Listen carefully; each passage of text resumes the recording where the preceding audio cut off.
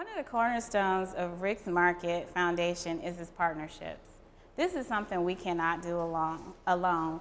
So if you notice on the legs of the stumps, written really tiny, are the inputs of the partnerships that we'll need. So you'll see things such as industry, government, higher education, healthcare, and other nonprofits. All of these will help us to be successful. One of the examples is for healthcare.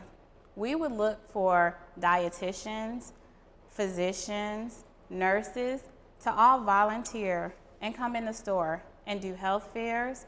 There is a existing program where dietitians actually work in the store, and so when shoppers come in, they have an opportunity to talk to somebody. So if you have high blood pressure, they can kind of help you to shop in a way that will help you to manage your high blood pressure or maybe diabetes. If you look at higher education, one of the things we want to do is as far as job training. And so we would love to bring in skilled laborers or those in internships. So for example, the dietitian, but also culinary students, maybe your marketing student. So someone that can come in and kind of help those in the program as well as helping themselves.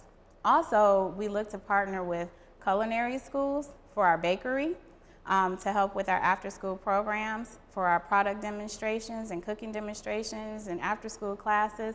So I think there's a huge opportunity for us all to come together. Also, in my background, I have an MBA, and when I was in MBA school, we did tons of case competitions. And so I would love to see that model to address access to healthy food. So I think if we can get top universities, as well as local, to kind of look at a specific problem and have the best and the brightest of our young minds work on issues, we'll be able to solve some of these challenges.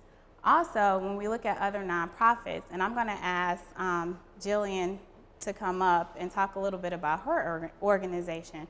I think no one organization can cover it all. This is a huge opportunity and it's a huge problem. However, we don't need to reinvent the wheel. So we don't want to go out and do something that another organization is doing, but we would love to partner in order to get the best benefits. So I'm going to ask Jillian to come up.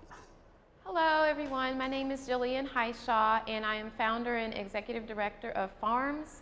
FARMS stands for Family Agriculture Resource Management Services, and it's a legal nonprofit that provides services to small farmers in the Carolinas, Georgia, and Alabama.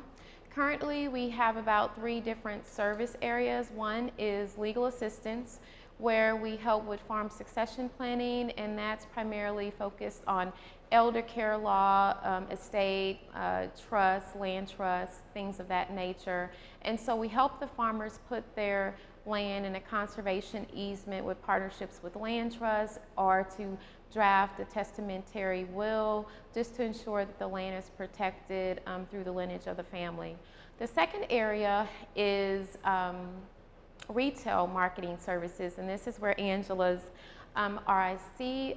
grocery store comes in. We help small farmers find retail markets to expand their retail markets beyond the farm stand.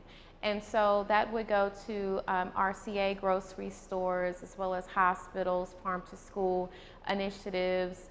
Right now we have a farms to food bank project where we are paying farmers to grow fresh produce for food banks and homeless shelters in counties, specifically rural counties that are 30% above in poverty. And lastly, the third segment is educational services. So we work with local, urban, as well as rural schools in all 4 of our states, and provide agricultural science workshops, but using arts education. So right now we recently received a Hootie and the Blowfish grant from their foundation, and we're providing arts education to the Florence County school districts and using photography as a means of teaching ag science through the use of cameras as well as film. And so right now in Charlotte, we have our current project where we're working with a local gardening organization to install a community garden. And in the community garden, the community is involved in selecting the plants, and then harvest time is around this time, and so we're harvesting that produce and donating it to low-income seniors in the area of Washington Heights, and all of the produce will be donated to seniors that are on SNAP. And so we're having an upcoming event November 21st where we're going to be donating all of the produce to the seniors. We're also going to have cooking demonstrations to teach the seniors how to cook with the produce that we're producing from this garden, because a lot of them suffer from type 2 diabetes as well as high blood pressure. We're also going to have a smoothie station where we're going to teach them how to make smoothies, and then they're going to make them themselves using the vegetables as well. And so at this point, I think that's it. And I'll just turn it back over to Angela. Thank you.